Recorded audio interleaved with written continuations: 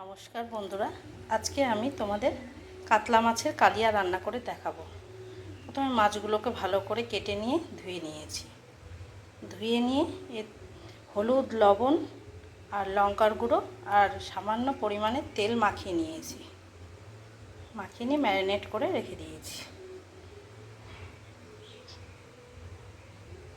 আর লাগছে আদা বাটা, পেঁয়াজ রসুন বাটা, টমেটো বাটা, ফেটানো টক দই,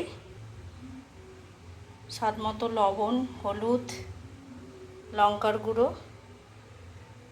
ভাজা জিরের গুঁড়ো, গরম মশলা, আর ফোড়নে লাগছে তোমার গোটা তেজপাতা, শুকনো লঙ্কা, গোটা গরম মশলা আর কাতলা মাছের কালিয়া বানানোর জন্য মাছগুলো আমার একদম ভাজা হয়ে গেছে।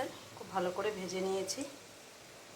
সেই মাছ ভাজার তেলেই দিয়ে নিলাম গোটা গরম মশলা, জয়িত্রী, গোটা তেজপাতা, শুকনো লঙ্কা আর কুচানো পেঁয়াজ। সেই পেঁয়াজগুলোকে ভালো করে ভেজে নেব। তারপরে এক এক করে বেটে রাখা মশলাগুলো আর গুঁড়ো মশলা দিয়ে কষিয়ে নেব। কাতলা কালিয়া করার জন্য আমার মশলাটা একদম রেডি হয়ে গেছে। দেখো, খুব সুন্দরভাবে কষানো হয়ে গেছে, তেল ছেড়ে দিয়েছে। এবার আমি ফেটানো টক দইটা দিয়ে নেব। দিয়ে দিয়েছি ফেটানো টক দইটা। এবার আমি আর একটু কষিয়ে নেব।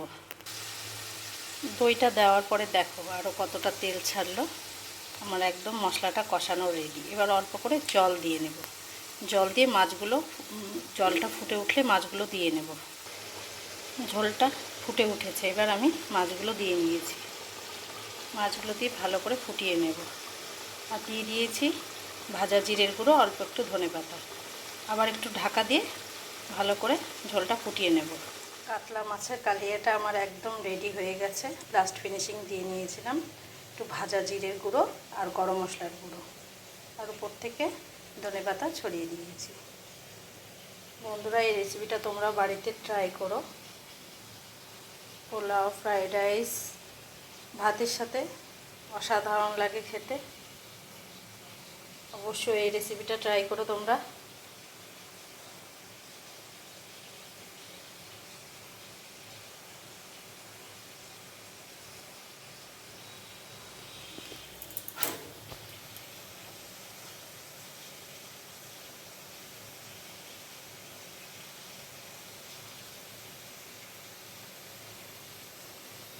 কাতলা মাছের কালিয়া।